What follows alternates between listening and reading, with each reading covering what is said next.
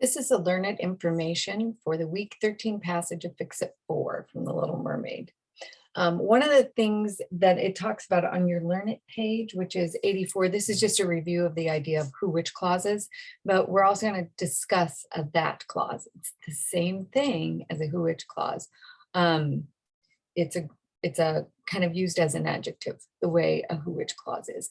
There are two types of these clauses, however. One is essential, which means it's necessary to the meaning of the sentence. Usually it's telling me which one. It's helping me identify something, the noun that it's referring to. So I have to have that information to know which one of these nouns I'm talking about. Non-essential, I know which one. It doesn't have to be identified, but it's giving me extra information of them. So it doesn't alter the meaning of the sentence. Non-essential clauses take commas, essential clauses do not.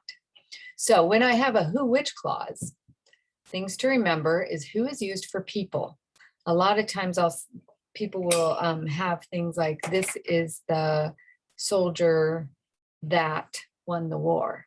Well, a soldier is a person, so we say, this is the soldier who won the war. But it can be essential or non-essential because there isn't a replacement for who that could go for non-essential clauses. An example of essential would be, I married the man who loved me sacrificially. Okay, so there were lots of men. You don't know which one I'm talking about. The one I'm talking about is the one who married me sacrificially. Or you could say,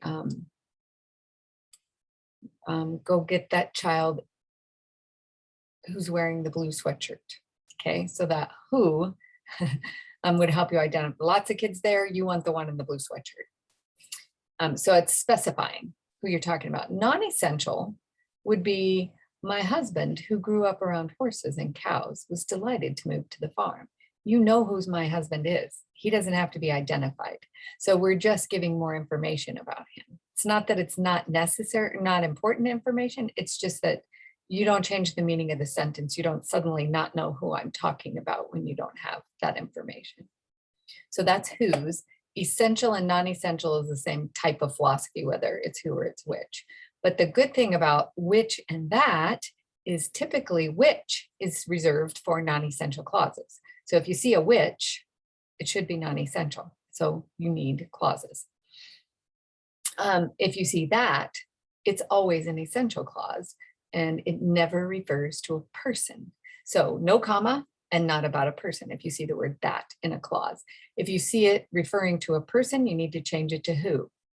If you see it with commas, you need to check, is this essential or non-essential? If it's non-essential, change it to which and leave the commas in. If it's essential, take the commas out, leave the that there. Hopefully that makes sense. The other thing is which and that you can have are reserved for things, animals, and groups of people or organizations.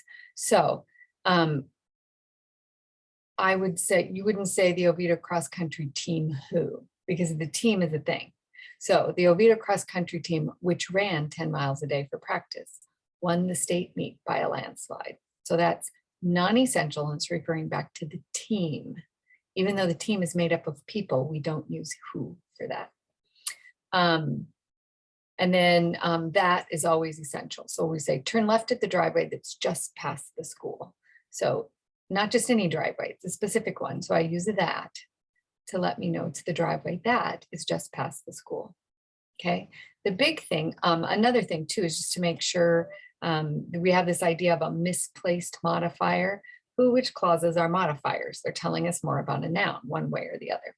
So you need to make sure that your clause is placed very near to the noun that it modifies, or else it might not be clear who you're talking about. If I had something, my husband who grew up on a farm, my husband was delighted to move the farm, who grew up around horses. The farm grew up around horses. It doesn't make sense. So you want to make sure it's very near the noun that it modifies there, or else it could be confusing to the reader. You will probably see a lot of these in this week's passage. So as you're doing it, look very closely for your who's and your whiches and your that's and make sure they're used correctly and they have the correct punctuation with them. Go ahead and get your editing done and I will get the corrections done so you can check your work.